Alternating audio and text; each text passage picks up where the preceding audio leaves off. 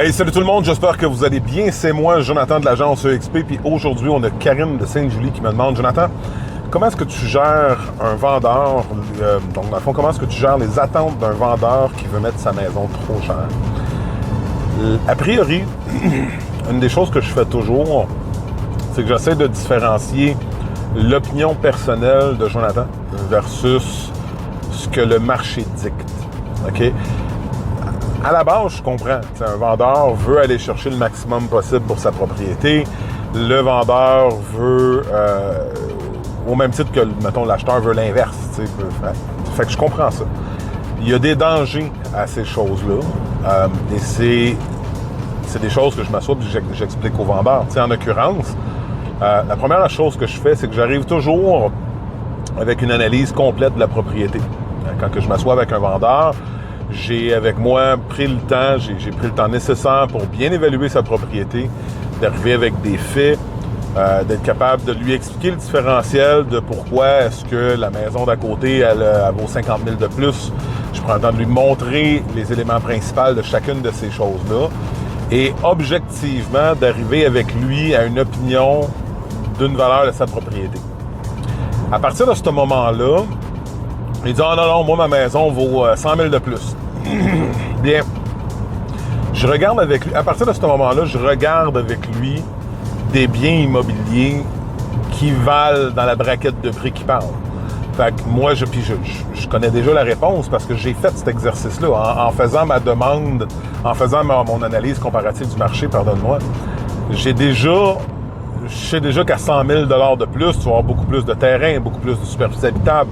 Tu vas avoir une piscine creusée que tu n'auras pas avec cette propriété-là. Fait que tu sais, il y a suffisamment de choses pour laquelle, puis moi, je suis très ouvert, en ce sens qu'on fait la recherche ensemble. Donc, j'arrive pas avec des choses imprimées. Je m'assois avec mon ordinateur, avec lui, il a son écran, moi, j'ai mon écran. Il voit les recherches que je fais et je les fais avec lui. Pourquoi? Parce que je reviens à dire que c'est pas Jonathan qui lui donne l'information qu'il demande, c'est le marché. Et ça brise l'optique de se dire « Ah, ouais, mais tu sais, toi, t'es courtier, tu vas vendre le plus rapidement. » Non, mon but à moi, c'est d'aller chercher la meilleure situation possible. Et voici pourquoi, monsieur le vendeur. Quand on regarde cette propriété-là dans la braquette de prix que vous sélectionnez, que vous me dites que votre propriété vaut, bien, on voit bien que votre propriété se démarque négativement en fonction de ce comparable-là. Après ça, tu sais, il y a des mandats que tu te dis, OK, tu veux tester le marché, d'accord, et à ce moment-là, bien, on va le limiter dans le temps. Parce que le pire ennemi d'une propriété, c'est l'exposition. Donc, plus longtemps qu'une maison est sur le marché, plus qu'elle va perdre de la valeur. Et ça aussi, c'est une chose que j'explique, parce que très souvent, un vendeur me dit « Ah, je suis pas pressé. » D'accord, aujourd'hui, on est le 18 mars, t'es pas pressé, fine. Fait qu'on soit rendu le 30 juin, on va être encore pas pressé. Donc, et ce que j'explique aux clients, c'est que si maintenant, oui, pour lui, le marché n'est pas pressé, adviendra que son projet va peut-être devenir plus.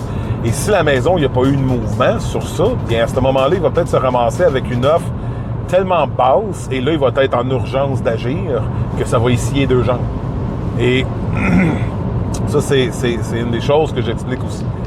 À la fin de tout ça, bien, il arrive que je dis, OK, on va tester le marché, on va se donner 30 jours. 30 jours, on le met à ton prix. Des fois, c'est 2 semaines. Des fois, c'est 30. Ça va dépendre. Puis s'il n'y a pas de mouvement, on réduit au prix que je te donne. Parce que moi, j'ai fait mon travail. Que le marché te donne. Et là, si ça s'obstine, et c'est rare, mais ça m'arrive de choisir, de dire, ben, je suis peut-être pas la meilleure personne pour vous. Puis c'est correct. Et à ce moment-là, ça termine avec une poignée de main, puis chacun va de leur côté. Parce que je suis pas ici pour aller chercher n'importe quel contrat à n'importe quel prix, sous n'importe quelle façon de faire. Je veux dire, je crois avoir suffisamment d'expérience pour pouvoir bien guider n'importe quelle sorte de transaction.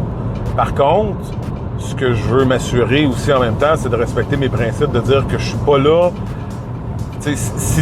Si après le mois, mettons, tu continues à vouloir t'obstiner, puis non, on le laisse là, bien, tu n'as pas besoin de moi comme courtier parce que tu n'écoutes pas ce ce que je t'explique et ce que je te conseille dedans. Fait à partir de ce moment-là, ça m'arrive un coup que j'ai testé ce que le vendeur me dit, de tout simplement dire, bien, monsieur le vendeur, on va annuler la transaction. Ou sinon, je la prends simplement pas parce que le gap entre qu'est-ce qu'il demande et ce que je lui démontre est tellement à l'antipode l'un de l'autre que je ne lui servirais pas. Et comme je dis, je suis pas une transaction de mourir de faim dans ma vie. Fait que j'aime mieux être honnête, j'aime mieux faire ce travail-là de façon intègre, puis à la fin de la journée, d'être capable de dire, bien regarde, non, ça ne fonctionnera pas et bonne journée. Fait que j'espère que ça répond à ta question. Mais je t'avouerai que c'est pas des choses qui arrivent souvent. Parce que, tu sais, très souvent, les clients le voient bien, là, ils voient bien qu'à l'écran, la maison, pendant que lui, il y a de la mélamine stratifiée, l'autre, il y a du bois, puis il y a du quartz, ou il y a du granit, là. Tu sais, ça vient qu'apparaître, là, à un moment donné, là. Fait que j'espère que ça répond à ta question. Si jamais t'en as d'autres, ou si jamais il y a quelqu'un qui a une autre question, gênez-vous pas à m'appeler. Ça me fera plaisir de discuter de votre projet avec vous, voir comment je suis possiblement capable de vous aider. Attention à vous autres. Salut. Bye.